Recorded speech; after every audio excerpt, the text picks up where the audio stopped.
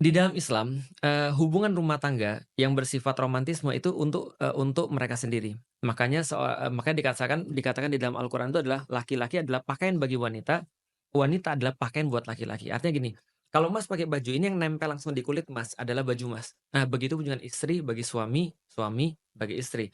Maka ketika itu dibuka keluar, itu rasanya kayak kita tuh buka baju, buka aib sendiri. Nah, coba kita lihat ya. Suatu hari saya pernah bilang sama orang-orang, saya tuh ngelihat ketika sosial media banyak orang ingin menunjukkan keromantisan. Problemnya adalah, coba gini ya, coba bayangkan. Bayangkan saya lagi punya mawar, lalu kemudian saya mau ngasih pada istri saya. Lalu kemudian saya ambil HP dong, Mhm. kan ya.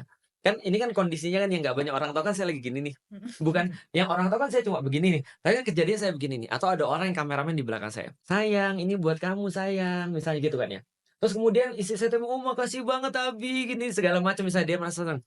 Tapi yang menjadi pertanyaan selanjutnya adalah, ini buat dia atau ini buat konten? Kan gitu kan ya. Nah, problematikanya adalah apalagi ketika di dunia nyata, ternyata dia nggak seromantis itu.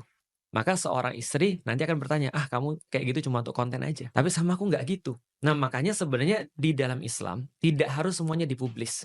Ada beberapa hal yang menjadi kenangan berdua yang kita treasure dalam diri kita. Yang memang dia tuh orangnya begitu, kita seneng karena memang dia orangnya begitu, nggak cuma semua buat konten. Maka ketika saya sama istri saya banyak hal yang saya lakukan nggak saya kontenin. Yang saya kontenin adalah beberapa yang menurut saya ya jadi pelajaran bagi mereka. Karena gini, penting juga bagi orang muslim untuk melihat seperti apa contoh orang-orang muslim itu berumah tangga.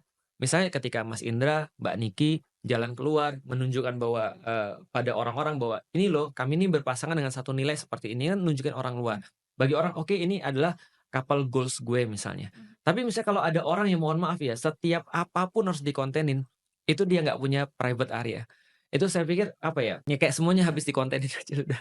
Jadi kadang-kadang kita nggak ngerti, kita melakukan ini karena konten atau benar-benar karena kita sayang sama dia, gitu. Karena semuanya dikontenin dan ujung-ujungnya biasanya ya pasti ke arah, ujian. Karena gini loh Mbak, di dalam Islam kita meyakini bahwa apapun yang kita omongin itu pasti akan dipertanggungjawabkan. Contoh ya, kita nunjukin bahwasanya kita lagi romantis sama istri kita. Besok ketika kita nggak romantis sama istri kita akan ditanya orang. Maka kita berusaha terus untuk itu. Lama-lama kita bukan melakukan itu untuk istri kita, tapi untuk konten. Dan akhirnya kita diuji dengan keromantisan itu juga. Orang nyampein materi tentang Islam, sabar, akan diuji dengan sabar.